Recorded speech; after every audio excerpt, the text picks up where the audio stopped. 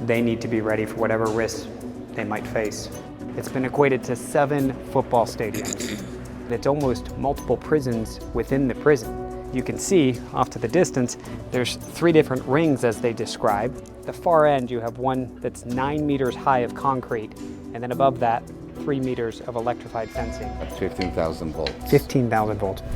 More than 1,000 security personnel, guards, police, and military are stationed on site. Inmates are assigned to one of... Yo, can you imagine when they riot? Could you imagine how gangster they riots be, bro? 8 sectors. The director tells me the inmates, once they're inside one of these sectors, they never leave. Everything is done within, including doctors, as well as legal visits or court hearings. Each sector holds more than 24. Hold on. Shout out to the lads. Yo, lad, you clicked the title, you read the page, so I'm gonna just get to the point. Apparently, a bunch of like illegal immigrants that was in America and pretty much like, you know, just cutting up, they sent them back to El Salvador, and apparently like they went back to one of these like really dangerous prisons. And I was like, nah, I need to see what this prison is like. Like, I don't know, maybe if we watch this and maybe the younger generation will watch this and be like, whoa, I don't want to live that lifestyle. And curiosity led me here. I'm like, yo, what exactly goes down in these like prisons with like the worst of the worst gang members and shit like that, all right? So shout out to CNN. This gonna be a good one. Hold on, where my blunt at? Hold on, wait.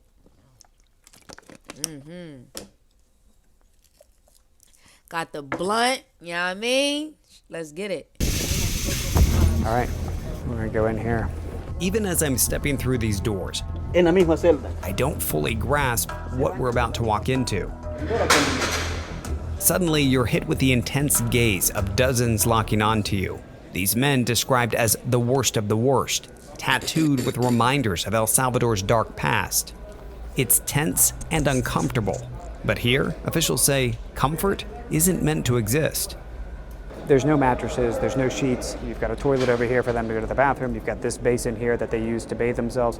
And then you can see there's a barrel of water that they can drink from. This is a rare look inside El Salvador's terrorism confinement center, known as SECOT. He says there's always somebody standing here in front of the cells. And then if you look up, there's another corridor with more security personnel. Luz 24 horas. 24/7 light. The prison sits like an isolated fortress, nestled in mountainous terrain, about an hour-and-a-half drive from the capital. Even with government officials on board with us, we're stopped a mile out. Oh, okay. He's gonna inspect bags now too.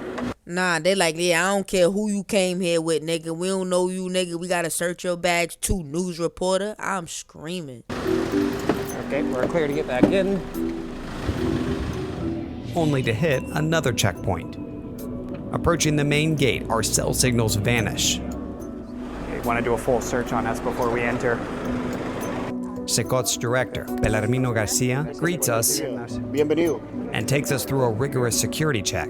Wedding ring.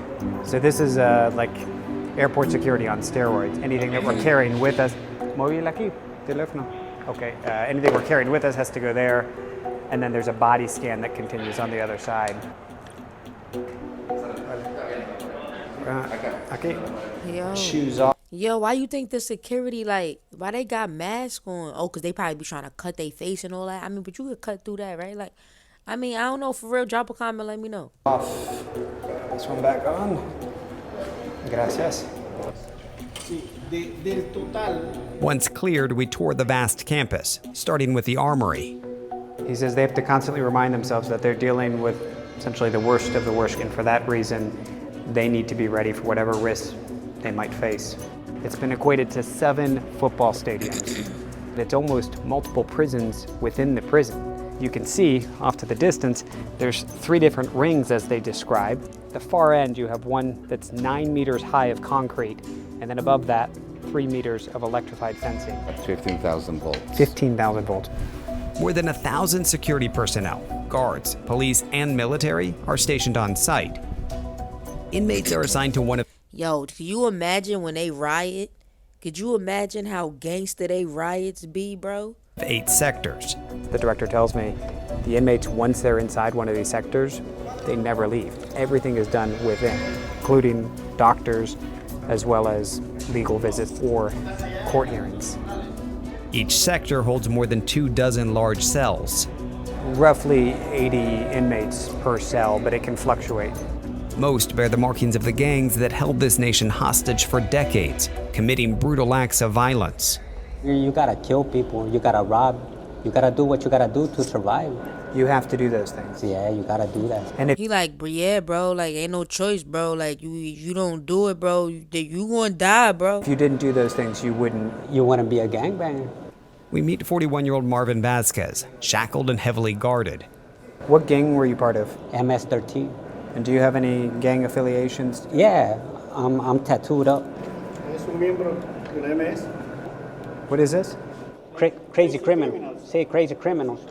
Yeah, I made this clique in 2011. You made the clique. Yeah, You were a gang leader. yeah. What is it like to live here?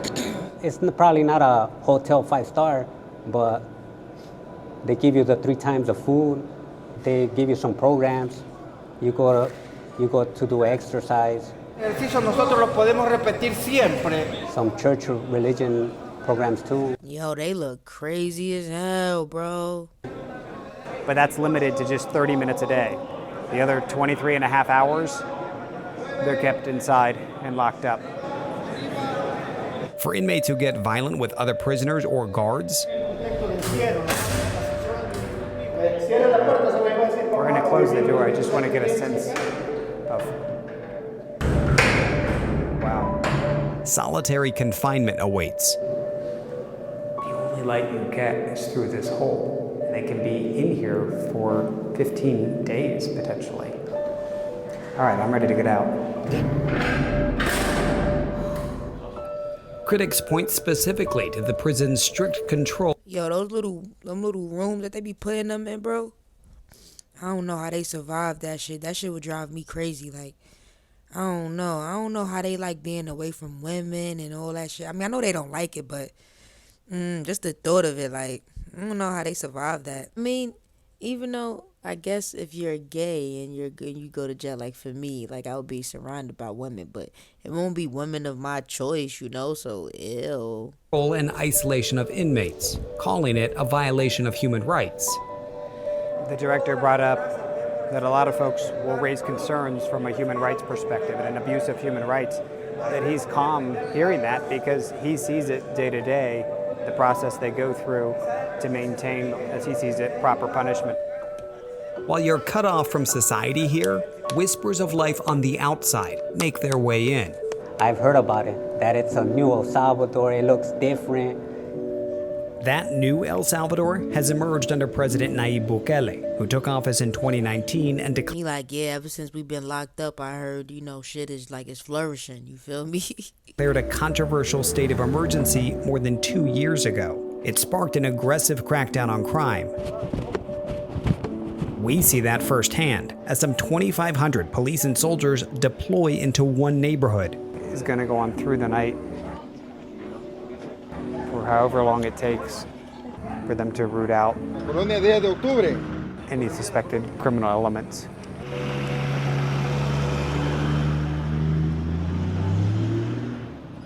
Late last week, as the U.S. State Department lowered its travel advisory for El Salvador, citing a significant reduction in crime, it also warned that Bukele's emergency measures allow authorities to arrest anyone suspected of gang activity and suspends Damn, anyone? constitutional rights.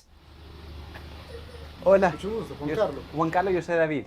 Juan Carlos tells me See, the thing is, the problem is when they join these gangs, they break the law. It's not against the law to be in a gang. It's against the law to be in a gang and break the law. he was wrongfully held for 5 months at a lower security prison earlier this year. He says the poor conditions led to an infection in his leg.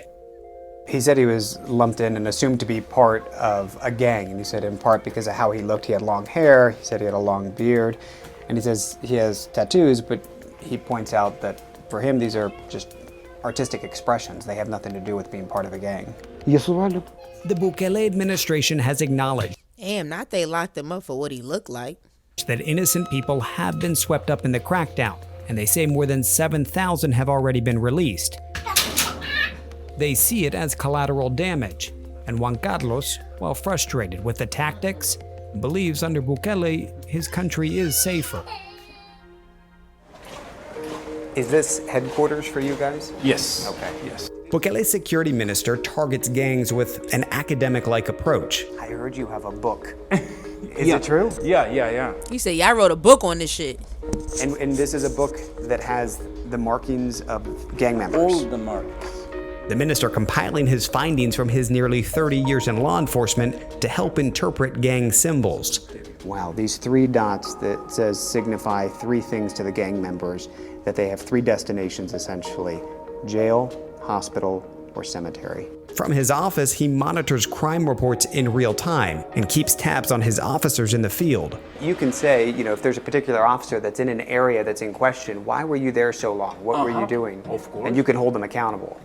He even says the program they've built has started to incorporate Nah, he don't even trust his own employees. AI, which can tell them Where you have to put your police officer.